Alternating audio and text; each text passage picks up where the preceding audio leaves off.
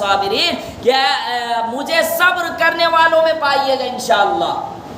حضرت اسماعیل علیہ السلام کا کتنا عمدہ جواب کہ باپ یہاں اجازت مانگنے کے لیے آئے کہ اگر بیٹا اجازت دے گا تو ہم قربانی کریں گے، ہم تمہیں ذبح کریں گے، اور اگر نہیں دے گا تو نہیں کریں گے۔ لیکن یہاں پہ دیکھیے کہ حضرت اسماعیل علیہ السلام کا کتنا عمدہ جواب کہ حضرت اسماعیل علیہ السلام نے اپنے ابو کو کہا کہ آپ کو جو حکم دیا ہے وہ کر گزریے، انشاءاللہ آپ صبر کرنے والوں میں پائیے گا۔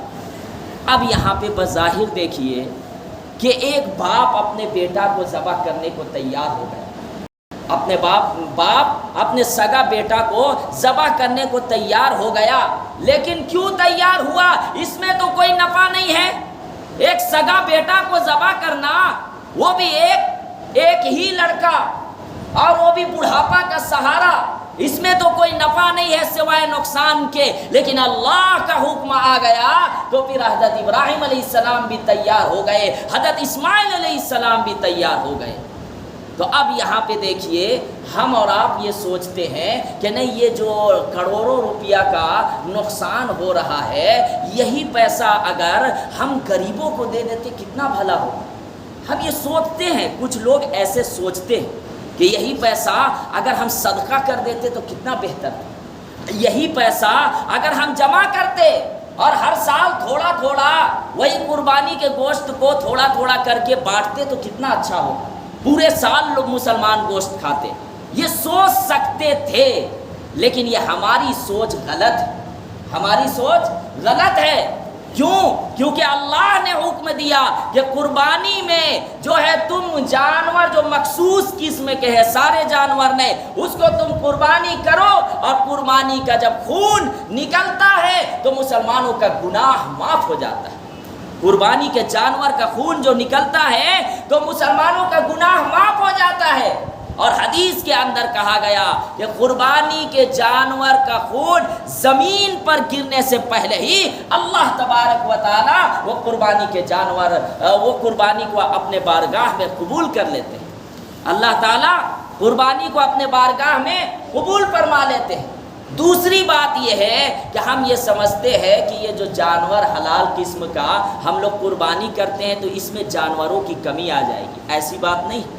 اللہ تبارک و تعالیٰ نے جانوروں میں اتنی برکت دی ہے کہ جو ہم چند جانور قربانی کرتے ہیں اور بھارت میں جو کرتے ہیں ان جانوروں کی ہم کرتے ہیں جو پابندی نہیں ہے، جس کی پابندی نہیں ہے، تو وہ جانور جو ہے اللہ تبارک و تعالیٰ اتنی برکت دیے ہیں کہ ایک سال میں اس سے ڈبل ہو جاتا ہے۔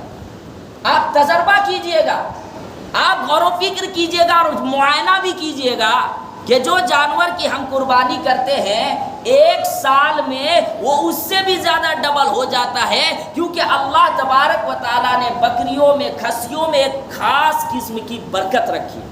یہ کم نہیں ہو سکتے ہیں، قیامت تک کم نہیں ہوں گے، بلکہ اگر جو یہ مخصوص قسم کے جانور ہے اگر ذبح نہیں کریں گے تو اس کے نقصانات بھی ہیں۔ پھر یہ کھیتوں میں حملہ کریں گے، پھر یہ اور جگہ میں جا کر نقصانات کریں گے، پھر ہو سکتا ہے یہ کہیں سڑک میں مر گئے، اس کی بدبو سے سارے لوگوں کو پریشانی ہوگی، تو بہت سا طرح کے نقصانات بھی ہے۔ اب اس کے بعد یہ یاد رکھیے گا کہ یہ قربانی ہم کرتے کیوں ہیں، اس کی کیا وجہ ہے۔ صحابہ کرام نے ایک مرتبہ اللہ کے نبی صلی اللہ علیہ وسلم کے پاس حاضر ہوئے اور عرض کیا کہ اللہ کے نبی صلی اللہ علیہ وسلم ہم یہ قربانی کیوں کرتے ہیں؟ اللہ کے نبی صلی اللہ علیہ وسلم نے ارشاد فرمایا، سنت ابیکم ابراہیم، سنت ابیکم ابراہیم، یہ تمہارے باپ کی سنت ہے، یعنی حضرت ابراہیم علیہ السلام کی۔ کس کی سنت ہے؟ حضرت ابراہیم علیہ السلام کی۔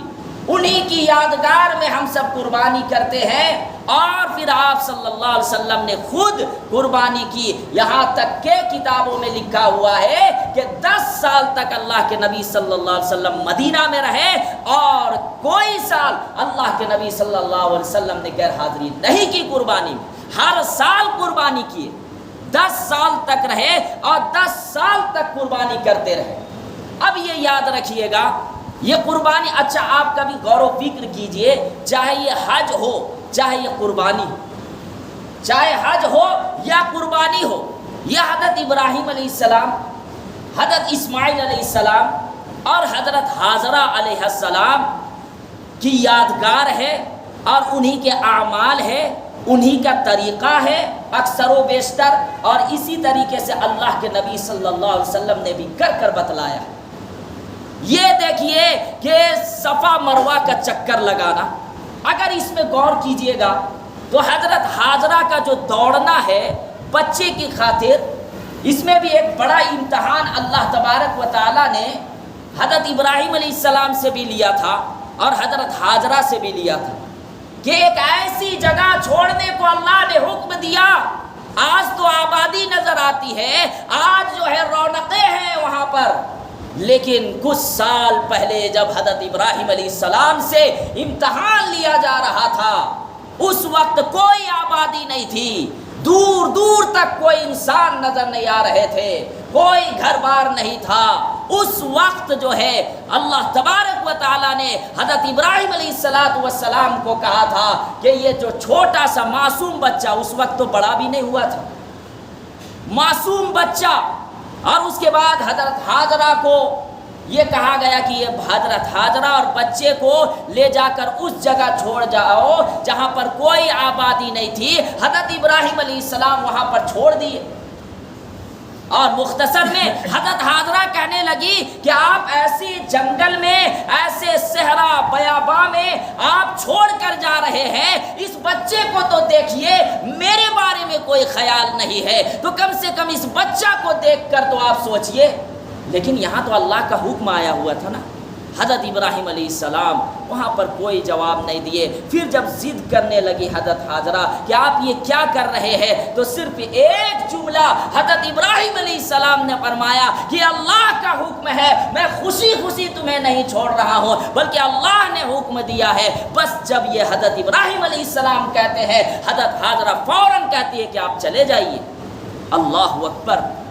یہ حضرت حاجرہ کا ایمان، یہ اللہ تبارک و تعالیٰ کا حکم ماننا، یہ کوئی معمولی بات نہیں ہے۔ ہم اور آپ یہاں ہوتے ہیں، اس وجہ سے ان باتوں پر ہم اتنا توجہ نہیں کرتے، اتنی توجہ نہیں کرتے ہیں۔ اس وقت کو یاد کیجئے کہ جہاں دور دور تک کوئی آبادی نہیں تھی، کوئی گھر نہیں تھا، کوئی کھانے پینے کی وہاں چیزیں نہیں تھی، پانی کا نام و نشان نہیں تھا، وہاں صرف پہاڑی پہاڑ دور دور تک نظر آ رہا تھا۔ اس جگہ حضرت ابراہیم علیہ السلام اپنی بیوی حضرت حاجرہ کو چھوڑے، اپنے بیٹے حضرت اسماعیل علیہ السلام جو گود میں تھے۔ اب اس کے بعد دیکھیے کہ کچھ دنوں تک وہ کھانے پینے کی جو چیزیں تھی وہ تو کھاتے رہے، لیکن بعد میں وہ ختم ہو گیا۔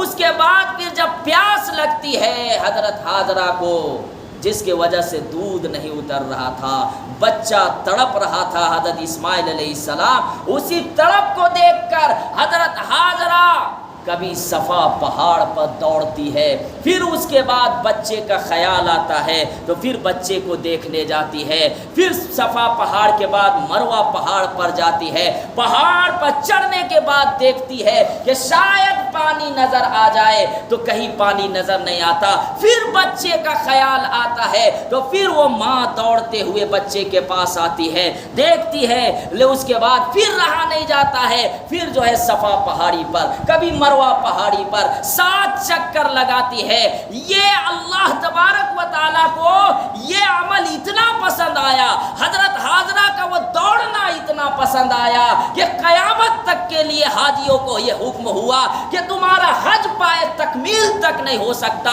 جب تک تم صفا مروہ کا چکر نہیں لگاؤ گے۔ دیکھو تو صحیح، حضرت حاجرہ کی اور بھی سہیلیاں ہوں گی، حضرت حاجرہ کی طرح اور بھی عورتیں ہوں گی، لیکن ان سب کا تذکرہ نہیں آیا۔ وہ خوش نصیب خاتون حضرت حاجرہ کا تذکرہ آتا ہے۔ اللہ کو دوڑنا پسند آیا، حضرت حاجرہ کو بچے کی خاطر وہ بیتاب ہونا، وہ پریشان ہونا، یہ ماں کی محبت ہوتی ہے کہ کبھی وہ بچے کے پاس آ رہی ہے، کبھی صفا پہاڑ پر جا رہی ہے، کبھی مروہ پہاڑ پر جا رہی ہے، اور اس کے بعد بچے کے پاس آ رہی ہے۔ 7 چکر لگانے کے بعد اچانک جب حضرت اسماعیل علیہ السلام کے پاس آتی ہے تو کیا دیکھتی ہے کہ حضرت اسماعیل علیہ السلام جس جگہ ایڑیاں رگڑ رہے ہیں اس جگہ سے اللہ تبارک و تعالی میٹھا چشمہ پانی کا جاری کر دیتے ہیں۔ حضرت حاجرہ فوراً اللہ تبارک و تعالی کی شکریہ ادا کرتی ہے اور اسی جگہ سے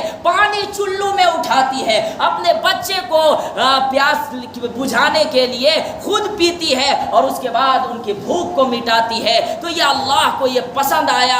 تو یہ دیکھیں، آپ غور کیجئے کہ یہ حج میں بھی اگر ہم کر رہے ہیں تو یہ حضرت حاجرہ کی یادگار ہے، حضرت اسماعیل علیہ السلام کا یادگار ہے، حضرت ابراہیم علیہ السلام کی یادگار ہے۔ اس وقت کو بھی یاد کیجئے جو ہم کنکڑیاں مارتے ہیں شیطان کو، کہا گیا یہ واجب ہے 3 دن تک مارنا ہے۔ اب وہاں پہ آپ غور و فکر کیجئے، یہ بھی حضرت ابراہیم علیہ السلام کی یادگار ہے، یہ بھی حضرت حاجرہ کی یادگار ہے، وہ حضرت اسماعیل علیہ السلام کی بھی یادگار ہے۔ کیونکہ جب بچہ کو لے جانے لگے حضرت ابراہیم علیہ السلام قتل کرنے کے لیے، اس وقت شیطان انسانی شکل میں آتا ہے بہکانے کے لیے۔ پہلے حضرت حاجرہ کے پاس بہکانے کے لیے گیا کہ تمہیں معلوم نہیں کہ تمہارے بچے کو کہاں لے جایا جا رہا ہے؟ تو حضرت حاجرہ کہتی ہے کہ نہیں، ابراہیم علیہ السلام لے کے گئے ہوئے ہیں وہ سیر و تفریح کے لیے، یا کہیں کتاب میں لکھا ہوا ہے کتاب میں کہ لکڑیاں جمع کرنے کے لیے وہ گئے ہوئے ہیں۔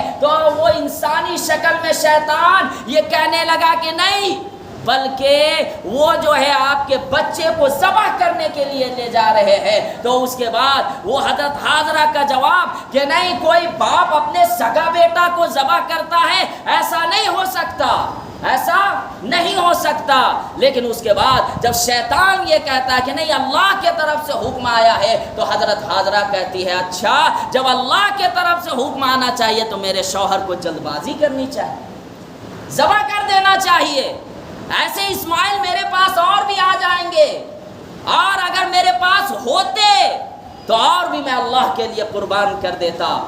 تو اس کے بعد وہ شیطان مایوس وہاں سے بھاگتا ہے اور حضرت ابراہیم علیہ السلام کو بہکانے کے لیے جاتا ہے۔ اس کے بعد 3 وہاں پہ شیطان نہیں ہے، 3 جگہ کنکڑی مارنا، یہاں پہ غلط فہمی لوگ یہ سمجھتے ہیں کہ وہاں پہ شیطان موجود ہے، جیسے جمرہ کبریٰ ہے، جمرہ وسطیٰ ہے، جمرہ اولیٰ ہے، جو 3 جگہ ہم لوگ شیطان مارتے ہیں۔ تو بہت سے لوگ سمجھتے ہیں کہ نہیں وہاں شیطان ہے، شیطان نہیں، وہ حضرت ابراہیم علیہ السلام کی یادگار ہے جب وہ کنکڑی مارے تھے۔ تو وہاں شیطان بہکانے کے لیے جاتا ہے اور اس کے بعد کہتا ہے ابراہیم علیہ السلام کو کہ کوئی باپ اپنے سگا بیٹا کو ذبح کرتا ہے، وہ بھی بڑی تمناؤں کے بعد، تم نے اس بیٹے کو دعا مانگ مانگ کر اللہ سے جو ہے وہ مانگی تھی، اب اس کے بعد تم ذبح کرنے کے لیے جا رہے ہو۔ لیکن حضرت ابراہیم علیہ السلام شیطان کے بہکاوے میں نہیں آئے، اور اس کے بعد 7 کنکڑی اسی جگہ مارتے ہیں شیطان کو۔ پھر وہ شیطان پھر بھیس بدل کر آتا ہے دوسری جگہ، جمرہ وسطیٰ جگہ، وہاں بھی جو ہے حضرت ابراہیم علیہ السلام 7 کنکڑی مارتے ہیں۔ پھر وہ جمرہ اولیٰ کے پاس جاتا ہے، تو پھر وہاں بھی حضرت ابراہیم علیہ السلام شیطان کو 7 کنکڑی مارتے، 3 جگہ مارتے ہیں۔ اللہ تبارک و تعالیٰ کو یہ عمل پسند آیا اور حاجیوں کو یہ حکم دے دیا گیا کہ حضرت ابراہیم علیہ السلام نے شیطان کو 3 جگہ مارا تھا، اور حاجی کو یہ حکم ہے کہ تمہارا حج مکمل نہیں پائے، تکمیل تک نہیں ہو سکتا جب تک کہ تم حاجیوں کو، جب تک کہ تم جو ہے اس جمرہ اولیٰ یا جمرہ وسطیٰ یا جمرہ کبریٰ میں جو ہے کنکڑی نہیں مارو گے۔ تو یہ مارنا حضرت ابراہیم علیہ السلام کی یادگار ہے۔ اب اسی طریقے سے قربانی کے بارے میں اہم مسائل اور اہم باتیں میں پیش کر دینا چاہتا ہوں۔ قربانی ضرور کرنا چاہیے، کیونکہ ایک حدیث میں اللہ کے نبی صلی اللہ علیہ وسلم نے حکم دیا کہ جو قربانی کی استطاعت رکھتے ہوں اور اس کے باوجود قربانی نہ کرے تو ہماری عیدگاہ میں نہ آئے۔ وہ ہماری عیدگاہ میں عید کی نماز ان لوگوں کے لیے نہیں ہے جو مالدار ہو اور اس کے بعد قربانی نہ کرے۔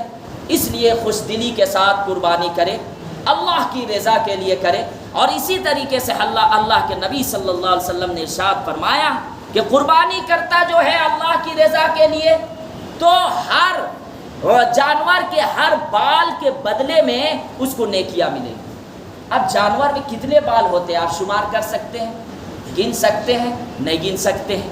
تو جانور کے جتنے بال ہیں اتنی ان کو نیکیاں اللہ تبارک و تعالیٰ عطا فرمائیں۔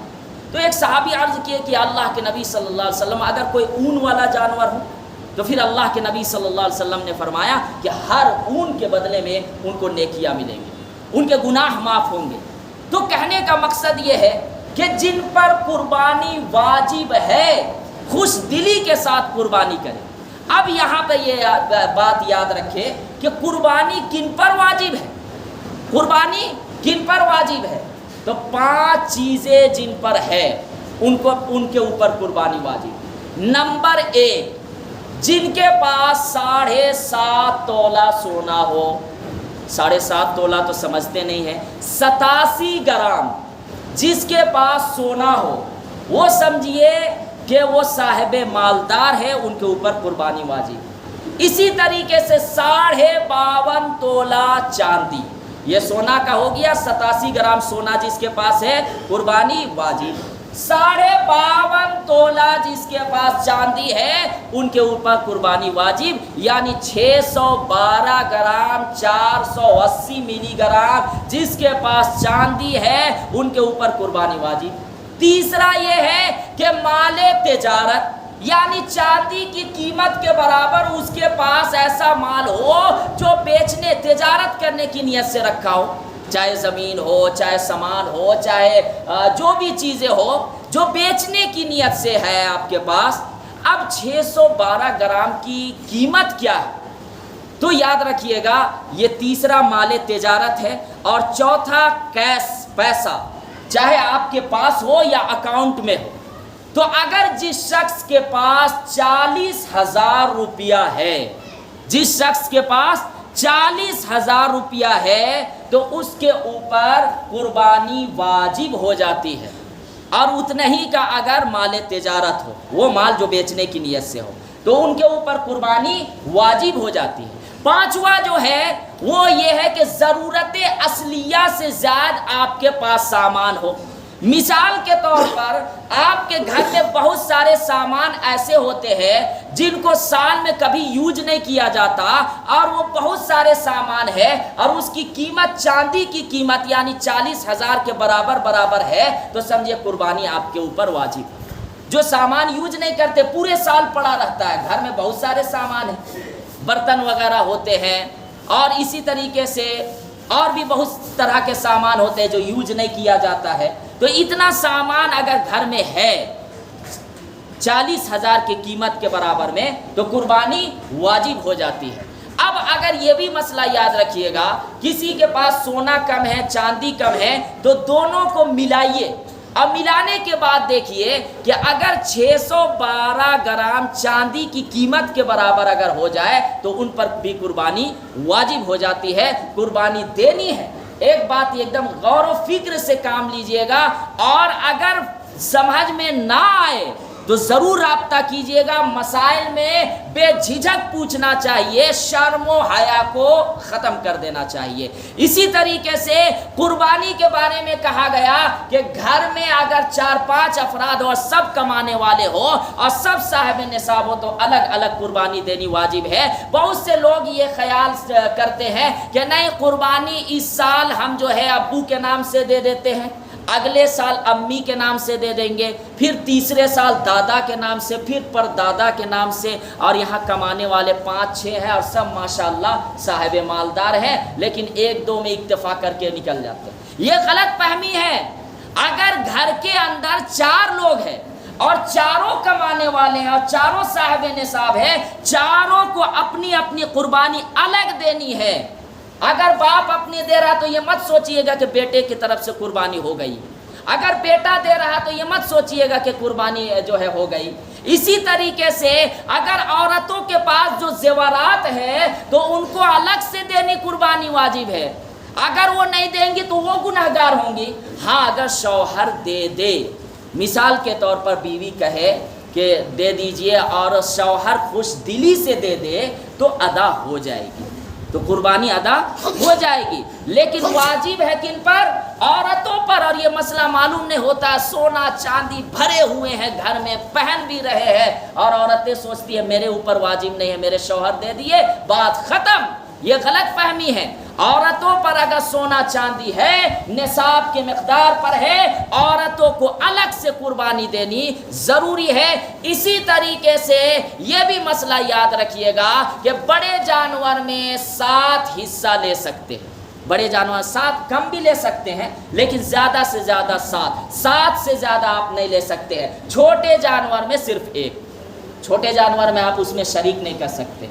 بڑا جانور میں 7 لاسٹ 7 حصہ، اور اس میں یہ بات یاد رکھیے گا ہر ایک کی نیت یہ ہونی چاہیے کہ اللہ کی رضا کے لیے ہم قربانی کر رہے ہیں۔ ان 7 میں سے اگر کسی ایک کی بھی نیت کھانے کی ہو گئی تو کسی کی بھی قربانی درست نہیں ہوگی، کسی کی بھی قربانی درست نہیں ہوگی۔ اس لیے ہر ایک کی نیت اللہ کی رضا کے لیے، اللہ نے حکم دیا ہے ہمیں کرنا ہے۔ اسی طریقے سے اگر 7 شریک دار ہو اور اس میں سے کسی ایک کا بھی آپ کو معلوم ہے کہ اس کا پورا مال حرام ہے اور آپ کو معلوم ہو گیا تو 7 کے 7 کی قربانی درست نہیں ہوگی۔ اس لیے ایسے لوگوں کو منتخب کرے جو حلال سے پیسہ کماتے ہو۔ اگر اس کا پورا مال حرام ہے اور آپ کو معلوم ہو گیا کہ یہ پورا مال اس کا حرام ہے اور اس میں جو ہے شریک کر دیے تو سب کی قربانی بیکار ہو جائے گی۔ اس لیے اس بات کو یاد رکھیے گا۔ اسی طریقے سے اہم مسائل، قربانی کو ذبح کرنے کے لیے اللہ کا نام لینا ضروری ہے، اللہ کا نام لینا ضروری ہے۔ اگر کسی نے بسم اللہ اللہ اکبر نہیں کہا اور قربانی کر دی تو یاد رکھنا کہ قربانی درست نہیں ہوگی، وہ جانور آپ کے لیے حلال نہیں ہوگا۔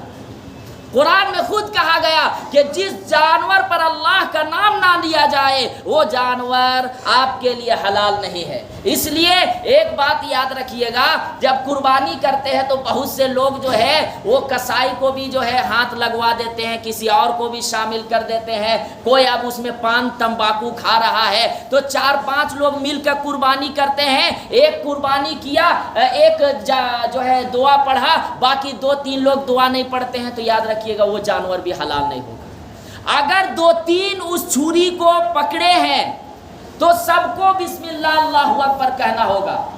آپ اس کو بتا دیجئے کہ بھائی آپ چھری پکڑے ہیں، آپ بھی بسم اللہ اللہ اکبر کہیے۔ تھوڑی دیر کے لیے پان کو جو ہے پھینکیے، تمباکو جو ہے وہ تھوک کے آئیے اور پڑھیے اچھا سے بسم اللہ اللہ اکبر کہہ کے ذبح کرنا ہے۔ اور اس کے بعد ایک دعا بھی ہے، وہ فرض واجب تو نہیں ہے، یہ پڑھنا تو ضروری ہے بسم اللہ اللہ اکبر، لیکن ایک دعا ہے قربانی کے لیے، وہ سنت۔ جانور کو قبلہ رخ لیٹانا ہے اور بائیں کروٹ پر لیٹا کر قبلہ رخ کرنا ضروری ہے، اور اس کے بعد یہ دعا پڑھنی چاہیے، انی وجہت وجہی للذی فطر السماوات والارض حنیفا وما انا من المشرکین۔ اس کے بعد قرآن کی آیت بیچ میں ہے، ان صلاتی ونسکی ومحیای ومماتی للہ رب العالمین لا شریک لہ وبذلک امرت وانا اول المسلمین۔ اس کے بعد اللہم منک ولک بسم اللہ اللہ اکبر کہہ کے جانور کو ذبح کرنا ہے۔ ذبح کرنے کے بعد پھر دعا ایک پڑھی جاتی ہے، اللہم تقبل منی کما تقبلت من حبیبک محمد و خلیلک ابراہیم علیہ السلام۔ اگر دوسروں کی طرف سے کر رہے ہیں تو منی نہیں کہنا ہے، من کہنا ہے، اور منی اس وقت کہنا ہے جب ہم خود کر رہے ہیں، دوسرا شامل نہ ہو۔ اگر دوسرے کی طرف سے ہے اور اس میں نام لینا ہے دوسروں کا نام تو من کہہ کے ان لوگوں کا نام لینا ضروری ہے۔ اسی طریقے سے آپ پردے کا اہتمام کریں گے۔ بھارت کے اندر ہم لوگ ہیں، قربانی تو کرنا ہے، یہ تو اللہ کا حکم ہے، لیکن ایسی قربانی کرنا ہے جس سے اور مذاہب کو تکلیف نہ ہو، اور پردے پردے کے اہتمام کے ساتھ کریں گے، صاف صفائی کا پورا خیال رکھیں گے، باہر میں کہیں کسی طرح کا خون کا قطرہ یا کچڑا وغیرہ نہیں پھینکیں گے، انشاءاللہ نگرانی بھی کی جائے گی، اور ایک نوجوانوں کی ٹیم بھی ہونی چاہیے، اور الحمدللہ ہر جگہ رانچی جھارکھنڈ میں ہندو مسلم وغیرہ آپس میں بیٹھے بھی ہیں، اور ایک اچھا میسج دینے کا بھی حکم دیے کہ امن اور شانتی کے ساتھ ہر تہوار کو بھی کرنا ہے، اس کے بعد بھی اور بھی تہوار آنے والے ہیں، تو ہمیں محبت کے ساتھ کرنا ہے، پردے کے ساتھ کرنا ہے۔ اسی طریقے سے اور بھی چند اہم مسائل ہے، وقت بھی نہیں ہے، بس جلدی جلدی میں مختصر میں عرض کر دینا چاہتا ہوں، آج کے لیے معذرت چاہتا ہوں، تھوڑا سا وقت زیادہ لوں گا، تھوڑا سا 2-4 منٹ۔ تو یاد رکھیے گا، جانور کو آپ جب ذبح کرنے کے لیے لائیں تو گھسیٹ کر نہیں لانا چاہیے، اس طرح مکروہ۔ بعض لوگ کیا کرتے ہیں، جانور کو گھسیٹتے ہیں، اس سے جانوروں کو تکلیف ہو، وہ بھی تو آخر ایک اللہ کی مخلوق ہے، تو جانور کو گھسیٹنا اس طریقے سے مکروہ ہے۔ جانور کے سامنے چھری تیز کرنا یہ بھی مکروہ ہے، چھری آپ پہلے تیز رکھیں، پہلے ہی سے تیز رکھے، اور چھری کو تیز رکھنی ضروری ہے تاکہ آسانی سے قربانی جلدی سے ہو جائے، ان کو تکلیف نہ ہو۔ بہت سے لوگ چھری تیز نہیں رکھتے ہیں اور اس کے بعد جانور کے سامنے تیز کر رہے ہیں، یہ جو ہے یہ صحیح نہیں ہے، پہلے ہی تیز کر کے رکھے۔ اسی طریقے سے جانور کو جو ہے قبلہ رخ لٹانا ضروری ہے، بائیں کروٹ پر، یہ میں نے پہلے بھی عرض کیا۔ اسی طریقے سے جانور اگر بڑا جانور ہو، آپ 7 شریک دار ہیں، تو اس میں یاد رکھیے گا آپ حصہ لیے ہوئے ہیں تو اس کو بھی 3 جگہ تقسیم کیجیے۔ کیا جگہ تقسیم کرنا ہے؟ 3 جگہ۔ اب دیکھیے آپ قربانی کر رہے ہیں، مالدار ہے، لیکن غریب کا بھی تو خیال رکھنا ضروری ہے، غریب کا بھی خیال رکھنا ضروری ہے۔ ایک اپنے لیے حصہ رکھیے، ایک دوست و احباب کو جو آئے ان کو کھلائیے، اور اسی طریقے سے غریب جو آس پاس کے لوگ ہیں، زیادہ دور نہیں جانے کا، جو آس پاس کے لوگ ہیں ان کو دینے کا، تاکہ ان کو بھی یہ نہ لگے کہ ہم قربانی نہیں کر رہے اور ہمارا کوئی خیال نہیں رکھ رہا، ورنہ پکڑ ہو جائے گی۔ آج کل تو ایسا کچھ لوگ ایسا کرتے ہیں کہ رکھے ہوئے فریج میں اور نہ جانے ٹانگ کر رکھ دیتے ہیں، پتہ چلا خراب ہو گیا اور پھر اس کو پھینکتے بھی ہے، یہ بہت سخت پکڑ ہے، بہت سخت پکڑ ہے۔ اس کو آپ آس پاس کے لوگوں کا خیال رکھ کے اس کو تقسیم کریں، اس کو دے، غریبوں کا بھی حق ہے۔